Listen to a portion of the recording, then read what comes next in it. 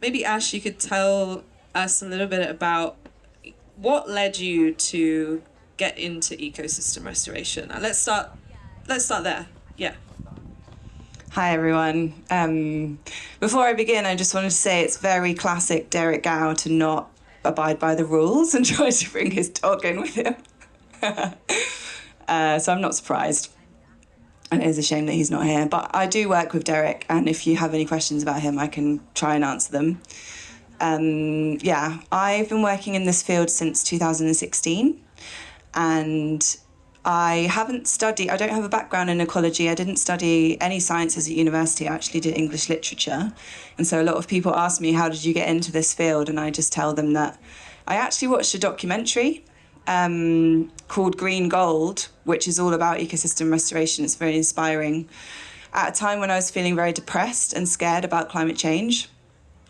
And YouTube's algorithm showed me this documentary, and it totally changed my life, because before that time, the whole notion of humanity being like a cancer on the earth was really something that I was feeling, you know, and the idea that like the earth would be better off without me, which is a really like whack way to live your life. It doesn't make you happy. And then this documentary, you're seeing like hundreds of thousands of people being paid by the World Bank to transform an area the size of Belgium in China called the Lys Plateau. And I was like, oh, wow, all of a sudden, this switch flipped in my head, and the opposite thought was there, that the more people, the better. You know, if this is what we do with our lives, if ecosystem restoration is what we're doing with our lives, then the more people, the better. And it really got me out of this like funk that I was in for years. And the guy who made that documentary, I found him on Facebook. And I wrote to him and I said, I really want to help you in some way. And that was at the beginning of the creation of a now global movement called Ecosystem Restoration Communities. That has been going for 8 years, and there are now 70 different communities around the world made up of grassroots initiatives of people restoring degraded land and rivers and ocean. Yeah. Brilliant. And for those of us that, I mean, ecosystem restoration has become a more well-known term, especially over the past maybe 10 years. But how would you describe ecosystem restoration? Like, what is it to, someone who is completely unfamiliar with that term? There are several definitions, but essentially it's reversing the process of destruction. So ecosystems can be destroyed in lots of different ways, and the most common ways are deforestation for agriculture, and then overgrazing by herbivores, and desertification that then comes from that process. Because raise your hand if you're familiar with what ecological succession is. Nice, yeah. So degradation is sort of pushing the ecological successional process backwards, right? So you've got a forest, and the forest is cut down, then eventually it becomes a savanna or a grassland, and then that is overgrazed, and then that removes the grass, and then it becomes desert. And ecosystem restoration is the process of reversing that and pushing it back along the successional process again, whilst also introducing the agents of change and the disturbance events. So the thing that creates biodiversity is a dance and an interplay between ecological succession and disturbance. You don't want too much disturbance. So too much disturbance would be chopping down the whole forest.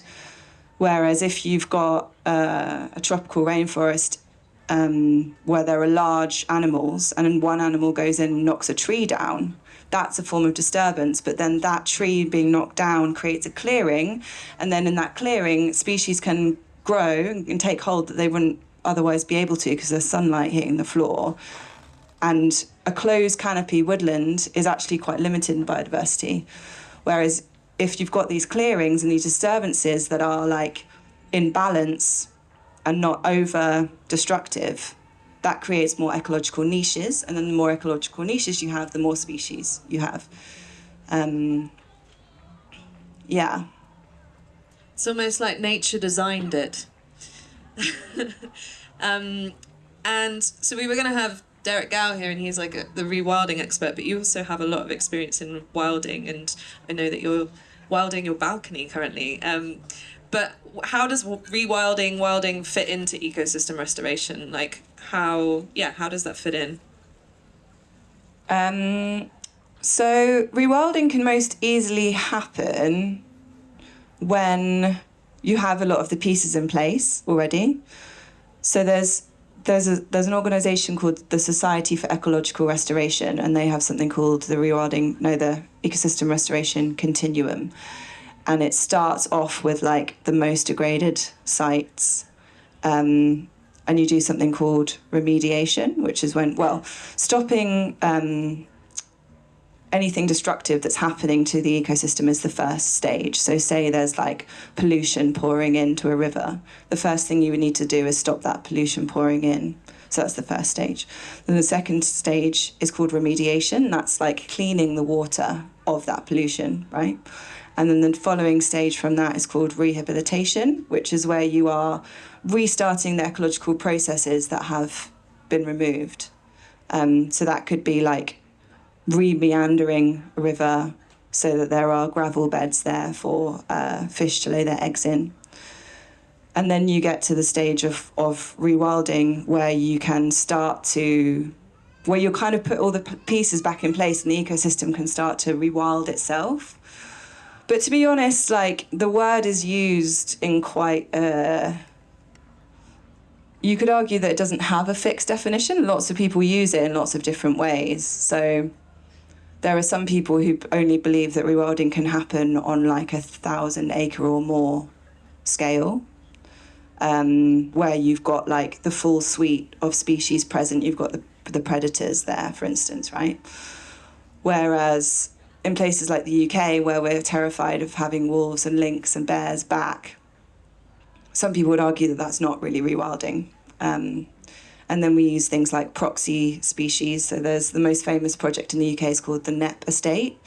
And they have things like Exmoor ponies and pigs and longhorn cattle to mimic the animals. And then they go around and shoot the deer, and that's the predation effect.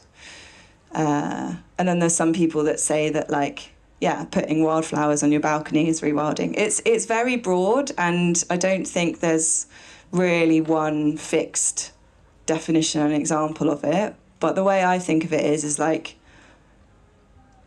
the difference between ecosystem restoration and rewilding. Ecosystem restoration is where you have a fixed end goal in mind. So like, this used to be a forest, I'm going to make it into a forest again. That's the ecological restoration thinking. And there's people that have PhDs in ecological restoration is actually quite fixed in terms of what it looks like, whereas rewilding is much newer and less dogmatic, you could say. And it doesn't have a fixed endpoint. So you're just putting the natural processes back in, and then nature decides what the end goal, or there isn't really an end goal, So I'd say that's the main difference. And rewilding has become it's a lot more romantic, it's a lot more exciting to people than ecosystem restoration is. It's sexier. So it's kind of like, in some ways, letting nature lead, and following its impulses and the way that it wants to do things, rather than having an idea of where it's going to get to. Yeah. And trying to not force or manipulate it, but to guide it towards that. Because traditional thinking of conservation is that you're keeping an ecosystem in a frozen state because there's one or two species there that we consider to be rare. And so you're wanting to keep a moorland in a fixed state, even though rowans are starting to appear and it's starting to want to succeed into a woodland, but they keep knocking the successional process back to keep habitat for a couple of species, and that's just not how ecosystems work. And that's been the predominant way of doing things for the last 50 years, and biodiversity's just gone in that time. I'm curious about your own personal experience of like engaging in rewilding? Like you spoke at the beginning about climate change and what we're witnessing with ecological breakdown. What has engaging in the process of rewilding done for you as a human? Like how do you feel? Yeah, what's the effect of being a rewilder? It's a lot easier to feel hopeful when you're kind of the bubble that you've created in your life and the tunnel vision.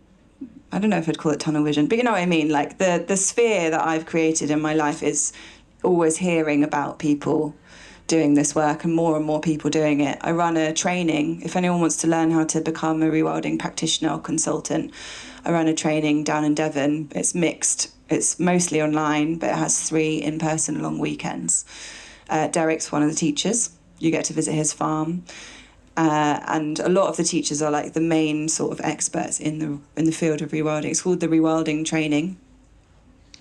And we train 50 people a year to become rewilding practitioners and consultants, and quite a few of them have actually gone on to get paid work in this field since then, so that's really nice.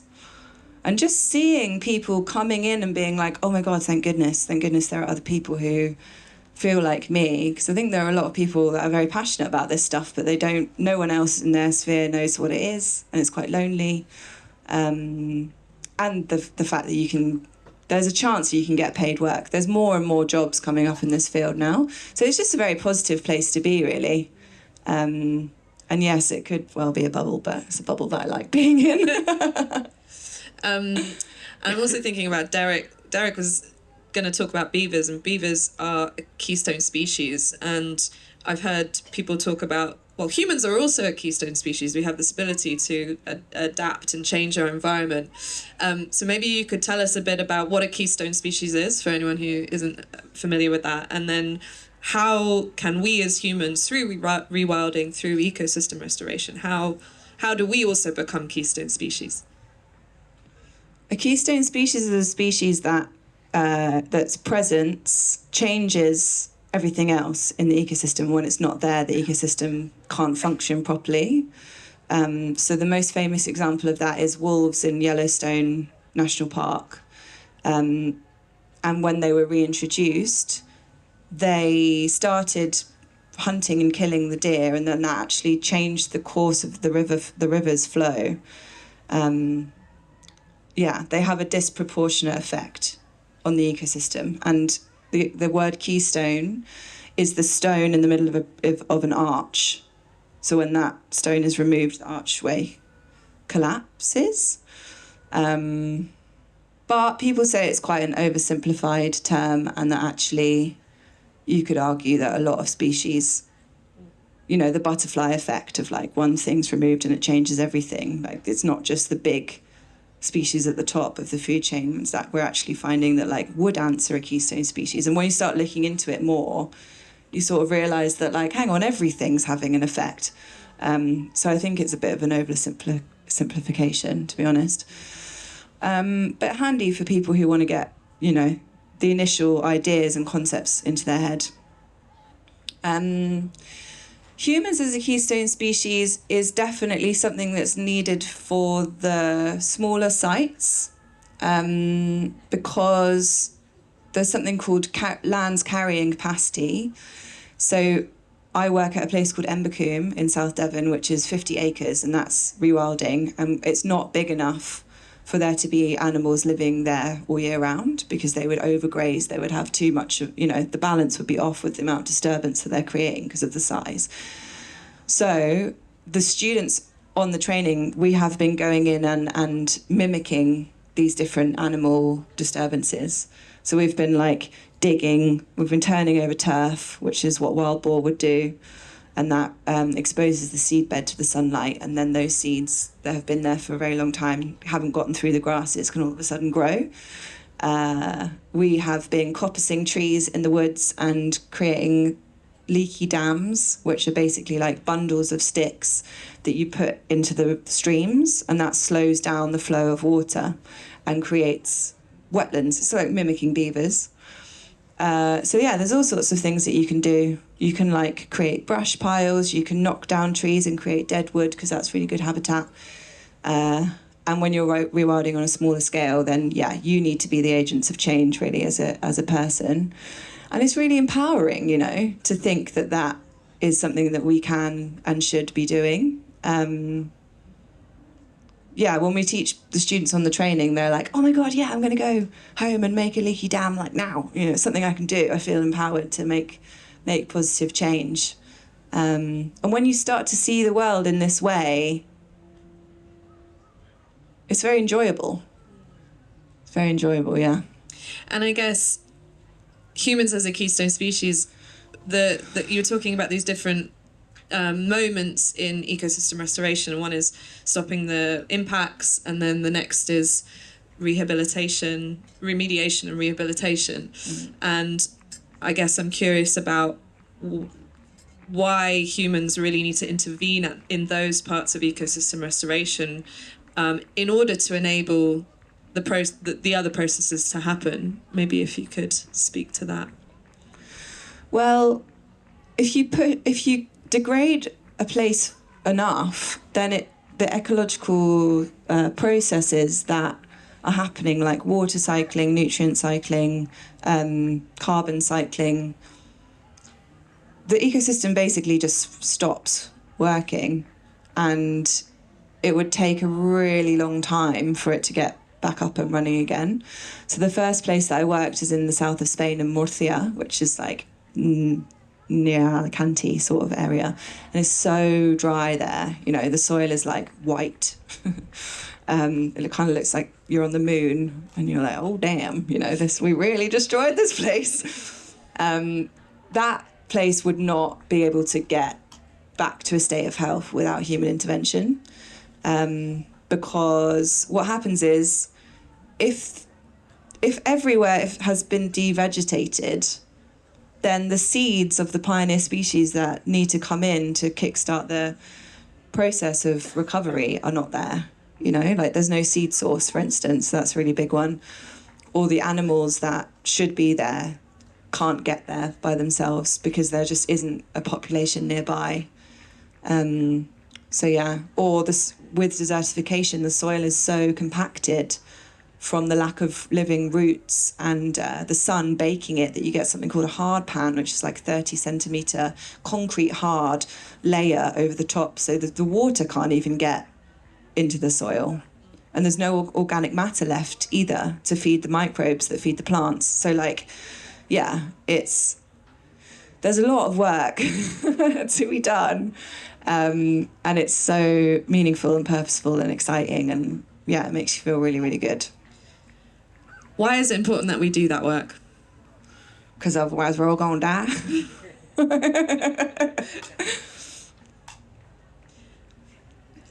Point taken. Point taken. That's the bottom line. Yeah, we're all going to starve. Yeah. Maybe you can say, you can speak more to why we rely on our ecosystems. Like, maybe we probably all know that. We all know that we need clean water to live. We need clean air, that our ecosystems basically enable all of that to happen. And without healthy whole ecosystems, then those processes of cleaning disappear. Forests create rain. Without rain, crops can't grow. Yeah, I think we all know that. So how can we, as people who may not be having we might not have access to large bits of land, we might just have gardens, we might have balconies, we might have local community gardens. What are some of the ideas, ways, suggestions you would suggest for someone? Like, how can they go, how can we get involved with rewilding ecosystem restoration if we know that basically our lives depend on it? So the charity that I mentioned at the beginning that I work for, I don't know if I told you the name, it's called Ecosystem Restoration Communities, and I'm the education manager. So I work with the different initiatives within the movement to create trainings for people, and also volunteering opportunities as well. So yeah, seeing as we're in England, I'm guessing most of you are English or British and live here. The rewilding training that I mentioned at Embercombe is a really effective way for people to get jobs in this field, access land. Because remember, you don't have to own land to do this work. There's a lot of people that already own land and they want to do something good with it, but they don't know how. And the thing about this training is that once you've got if you go onto the website, you see the names of all of the experts that are teaching on it. It really gives credibility to people. And the 7th module is a practical module where you design a rewilding management plan and a business plan for a real life site. So you can approach local landowners in your area by just going onto a local Facebook group. This is what some students do. And saying, I'm doing this final project. I can give you a free management plan for your site. And one friend who lives in Marlow, which I think is in Buckinghamshire, going to go with that. She put a call out and she got 50 people say that they want to have a management plan from her, local landowners. And she's going around to them all afterwards now, and some of them are even offering to pay her to do this. Yeah. We have lots of different trainings. I suggest you look at our website. And then there's also the different ERCs, we call them, ecosystem restoration communities around the world that have volunteering opportunities. So you can go and stay for 3 months, 6 months and learn how to do it on the job, which is what I did. And there's also Earthed. Yes, there is. Do they know about Earthed, do you think? I don't know. So I also work for a charity. Me and Ash are in cahoots. And the charity I work for is called Earthed, and it's about enabling people to access the skills to grow food and restore nature in a plethora of different ways. So we have a bunch of online courses in no dig, permaculture, river restoration, coral reef restoration, soil restoration. They're very short, digestible courses. They're great as a first step into understanding some of the key concepts behind different aspects of restoration. But we have also just launched something called the Guerrilla Gardening Challenge, which I think is also a really important thing to highlight, which is that there are a plethora of ways, especially in cities and urban environments, where there's neglected spaces that are calling out for us to act as a keystone species and plant, native pollinator plants, grow food, plant trees. There's a plethora of ways of things that we can do within our local environment to support ecosystems. And it might not be the kind of much larger scale entire ecosystem, but they're also very important key things. We need native pollinator plants in order to make sure that our pollinator species don't, those species don't collapse. So, yeah, that's one way you can get involved. Sign up to the Guerrilla Gardening Challenge. Find a little tree pit in your local area. Create some seed bombs, pop it in there. But there's a whole 28-day challenge. It will guide you through each step, including ways to engage your community and engage people in the conversation, because that's also a big part of it. How do we educate each other? Like Darren was just speaking about before, I think the first step is education. When we learn about these concepts, how much we need the natural world around us to thrive in order for us to thrive, then that can also lead to action and the hope and then the engagement in the skills. So that's also a way you can get involved. And so I'm just about to start a new charity. I'm obsessed with starting charities, apparently. I don't quite have the time to do it, I don't think, but I'm going to try. It's called the Rewilding Collective, and the idea is that we sell community shares. So the legal entity will be called will be a charitable community benefit society, which is a type of cooperative. We'll sell shares, and then people who become shareholders will become owners of farms. So we'll use the pooled money to buy farms, and then you will all become owners of them. So the first one will be in Devon. The shares are about £10,000 each. So I know it's not accessible for everyone, but it is for some people. And then we will rewild those farms together, and they'll be between 80 and 150 acres. So that's another way if you want to like become an owner of land, but you can't. I mean, if you buy 1 acre, which is roughly how much, £10,000 is 1 acre in the UK, more or less. Like, depends where you are, but what you can achieve on 80 to 150 acres if you buy communally is a lot bigger than just buying 1 acre by yourself. So that was the rationale behind it. So if you're interested in that, then come and talk to me. We don't have a website yet. We're very new. But very exciting and needed. So I think we're going to take some questions. Hopefully you have some questions or curiosities or reflections. So pop your hands up if you want our magic assistants to come towards you. So we've got one there and then one over there. Well, thank you very much for a very interesting talk. You mentioned you can make a contribution even by something as small as your balcony. In the more responsible newspapers, there is a plethora of articles about rewilding. There are also excellent TV documentaries which are very popular with the public, which is great. But yet, when I look around where I live, gardens are constantly being gravelled over, turfed over, or worst of all, being covered in astroturf.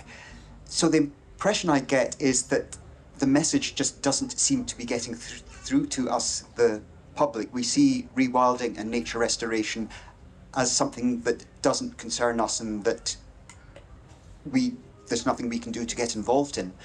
And I wonder if you feel that my impression is correct, which I hope it isn't. And if it is correct, what can we, the public, do about it? 2 thoughts come to mind. There are some people who just like really don't realise that the plants in the garden centre are all non-native and have been very genetically modified and don't really provide any benefits to our native insects or birds, but they still love gardening. And so there are people who are like ripe for being inspired and being taught how to do things differently, including my really sweet parents who I love to bits, and they've allowed me to native plant half of their garden. All of the insects that are coming in, they're so delighted by, so there are a lot of people like that, and I think that leading by example is one of the best ways that you can do it without being pushy. They just needed to see for themselves that it wasn't until they saw the contrast of what a wilder garden looks like that they realised how biologically dead their garden was before. And yeah, I have an Instagram channel that I'm trying to use to record myself and the little gardening projects that I'm doing to teach people what the plants are that they can put in and how it's going, etc. And that's called Ash Brown Wilding. I don't know if you use Instagram, but... and then, yeah, there are just some people who have so much going on in their lives that the idea of putting native flowers in their garden is just something that they're like, please do not talk to me about that. I'm very stressed with all of the other things going on. Like, you can't change everyone, but I do think there is a sweet spot where there are quite a lot of people who would love to do this, but they don't know how. And just inspiring them by creating an example that they will walk past every day, and then eventually they'll start being like, what have you done there? Like, that's the way that mindsets change, I think. Yeah, I think a really big part of enabling a garden movement of people planting, creating these pollinator paradises in our garden is about education, because there is still a kind of long legacy of like the garden lawn and like the trimmed garden lawn, and that was actually something that was created for, I think, like wealthy like estates in the UK to kind of show off their money of like, look at my well-trimmed lawn, isn't it perfect? And I don't need to grow food because I'm not poor. So there is a kind of like a sort of like awakening to how, like, questioning the ways in which our gardens look, or the kind of habits and behaviours that we have, like how have we inherited them and what is the story behind them. So I think education is a big key, because I think, yeah, for some people they don't know that half of the things in their garden aren't native plants that are supporting native populations. And then I think, there is a complexity there in the sense of, a lot of people are just trying to survive in a cost of living crisis and don't have the time, energy, capacity to be thinking about what to do with their garden. And that is where community comes in, and creating pulling together our resources, our time, our energy. That's where there can be a big, huge, we have a lot of leverage to affect change, I think. Educating each other, connecting with each other, and engaging in these community projects that may be in our gardens, maybe on an allotment, maybe in a local park, and how that can then pave the way, putting a sign there being like, hey, we're not mowing this lawn because we want to prioritize butterflies. And then it's like, well, why are you doing that? I think it opens a way for the conversation. And also Earth, that's a big part of what we're doing, is trying to increase the education and the network of people who are restoring, who are up for, even planting one pollinator plant in their garden. That's where it starts. Thank you. Next question, please.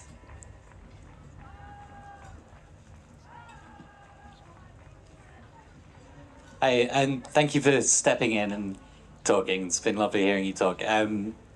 Where do you stand on, or what is your hope for the reintroduction of lynx? And if you do have hope, what are your ideas for navigating the human lynx, specifically sheep farmer lynx, conflict that will ensue from that reintroduction? I think that Scotland is a much more likely place that it will happen soon, because they do have they have a territory, which I don't remember off the top of my head how big it is, but it's not small, they need to have a big area that they can roam. And in Scotland, you obviously have landowners who own 10,000 acres, as if it's not a big deal. So all you need to do is persuade one person to let lynx live on their land.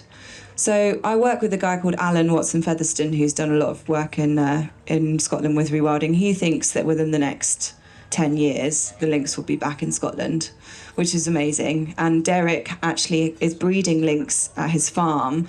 So if you want to go and see one in real life, you can go and see one at his farm. It's called Rewilding Coombs Head. It's in East Devon. England, less likely, I think, for now. But the thing about the lynx, which is different from the wolf, is that the lynx hasn't had this hundreds of year-long smear campaign against it. And they are very, very, they're like ambush predators, which means that they're less threatening, because you'll just never see one. They're very hidey away. And just not as threatening in our cultural consciousness as wolves are. So and I think the solution, and this is what they do in other countries, I think it might be Italy, but I'm not 100% sure, is there's a scheme where the government will pay farmers for livestock lost. And I know it's not the ultimate solution, because farmers probably will still feel threatened, and they are really struggling, a lot of them, especially hill farmers on marginal land. They're making a loss every year, and they feel very, very kind of trodden on and not considered. So they're a sensitive bunch. Just having compassion for them is always the best option with anyone, isn't it? But there's so many deer. I think that a lynx is much more likely to want to eat and kill a deer than it is a sheep. So I think it's the fear is quite overblown. And if those sheep can be replaced or compensated somehow, then that's the best solution that I've heard of so far, because we do need to coexist. The overgrazing of deer is a massive issue. I was just in the Highlands with Alan, and he's shown me these fenced off enclosures that he's created one is 34 years old, and it's got all of this forest growing up in it, and then on the other side of the fence is just grass, because the guy who owns the area on the other side of the river is a deer stalker. People come and pay a lot of money to stalk deer. So he wants more deer rather than less. And the impact that they're having, people think of Scotland as like this wilderness, but actually it's really, really degraded. It should be covered in pine forest or oak forest, and it's not. It's just covered in grass, and that's because of deer. So anyway, I'm rambling, I think. Making a lot of sense in your rambles, though. Yeah, I mean, I remember hearing that the deer populations in the UK something like tripled or quadrupled during COVID because all of the people who were managing the deer populations weren't able to get out and do that work, which I know can be a contentious issue for some people, but just kind of goes to show that, like, yeah, we are entangled with this population, this species, but how do we come into a right relationship with that species so that we can make sure that our ecosystems can also regenerate. So yeah, it is a big issue. I think we've got time for maybe one question. Yeah, there's someone at the back who's had her hand up. Legislation means that companies are reporting their impact on nature in Europe from this year. I was wondering if you could comment on your thoughts about business investing in wilding and nature credits. I'm going to be honest, I don't know heaps about that. It's not really, I'm like a trainer, so the whole idea of financing is not something I know a lot about. But there are now whole organisations that have been created off the back of things like biodiversity net gain, which is legislation that the Tories passed, actually. Remember them? And they basically mandated that property developers need to create more biodiversity than they have destroyed by their creation of housing and whatnot. And that has created some excitement for ecosystem restoration people that there's funding available for them to do that. But with everything in this field, it's quite imperfect, and there's a lot of people that think that the idea of putting a price on nature is wrong. So there's a philosophical discussion about that as well.